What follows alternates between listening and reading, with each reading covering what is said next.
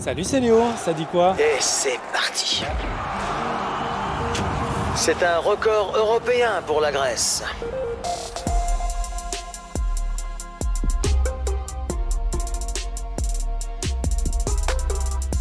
T'as peut-être reconnu la voix de l'athlétisme sur France Télé, le journaliste Nelson Montfort.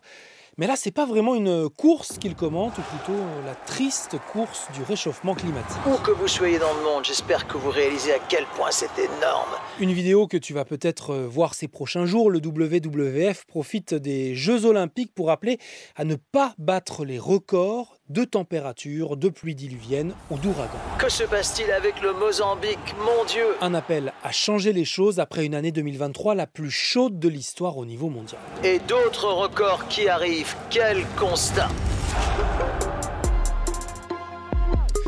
À 3 jours des Jeux Olympiques, Emmanuel Macron sera l'invité de France Info et France 2 ce mardi soir à 20h10. L'occasion de l'interroger sur la compétition, mais aussi pour la première fois sur les élections législatives. 2 semaines plus tard, toujours pas de gouvernement, pas d'accord sur un Premier ministre à gauche et à droite. Laurent Wauquiez propose un pacte, une dizaine de lois pour revaloriser le travail et restaurer l'autorité. Mais bon, comme c'est les JO, Emmanuel Macron dit vouloir une trêve politique. Qu'est-ce que vous foutez là, vous? Qu'est-ce que vous voulez? La paix. Pas de paix en revanche pour les harceleurs de Romane Dico. Madame Romane Dico, on vous attend sur la plus haute marche de ce podium. Hajime, c'est parti. La championne du monde de judo est une des plus grandes chances de médaille française. Elle n'en est pas moins la cible de commentaires grossophobes sur TikTok. J'ai eu aussi quelqu'un ou d'autres personnes qui m'ont dit « Ouais, tu ferais pas les Olympiques du McDo ». Vraiment les gars, qui en 2024 croit encore que les personnes qui font du sport sont forcément fines? Je fais du haut niveau et j'ai des bourrelets, oui, ça existe.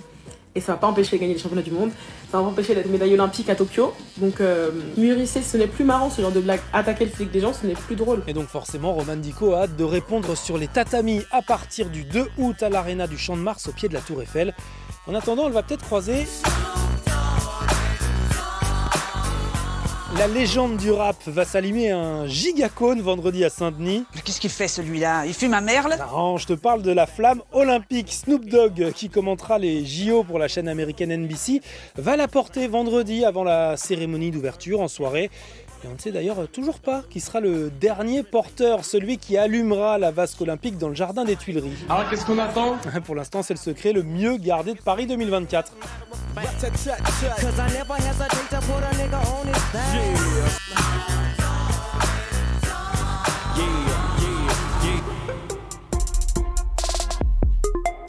Et puis ça dit quoi cet été? Comme tous les mardis et vendredis, on continue nos rencontres avec des jeunes accompagnés par l'association Chemin d'Avenir dans des zones rurales ou des petites villes. À quoi ressemble leur dernier été avant leur nouvelle vie, eux qui viennent d'avoir le bac? Après Louise, Mathieu, Asna et Jean-Marie. Salut Léo, moi c'est Mathéo, j'ai 18 ans. J'habite en Mayenne et je viens de finir un bac pro conduite et gestion d'une entreprise agricole à la MFR de Saint-Berthevin. Et cet été, pour changer d'orientation, je travaille actuellement à la Biocoop. Mathéo qui a donc fait le choix de passer l'été à travailler dans un magasin bio à Laval pour faire le plein d'expérience avant un BTS. Parce qu'après 4 ans dans une exploitation porcine depuis la 3e, il va plutôt passer du côté commercial. Je reste passionné de ce métier-là, mais je m'y retrouvais plus. Moi, j'aime bien le social, j'aime bien discuter avec les gens. Et le fait d'être en exploitation, on voit personne. Et puis aussi physiquement, mine de rien, j'ai le dos ruiné, j'ai les épaules ruinées. Voilà, j'ai eu aussi un accident de travail qui a fait que ça n'a pas arrangé les choses non plus. Donc non, voilà, c'est plein de petites choses qu'on fait que j'ai dit on va trouver un autre métier en lien avec l'agricole. Et donc il va faire un BTS technico-commercial en biens et services pour l'agriculture en alternance, 15 jours à l'école et 15 jours en entreprise. À terme, Mathéo aimerait ouvrir son propre magasin. Il va donc apprendre des techniques de vente dans son entreprise de matériel pour agriculteurs, mais aussi de vente de plus petits outillages pour les particuliers. Ça, ce sera à côté de chez ses parents, toujours près de Laval.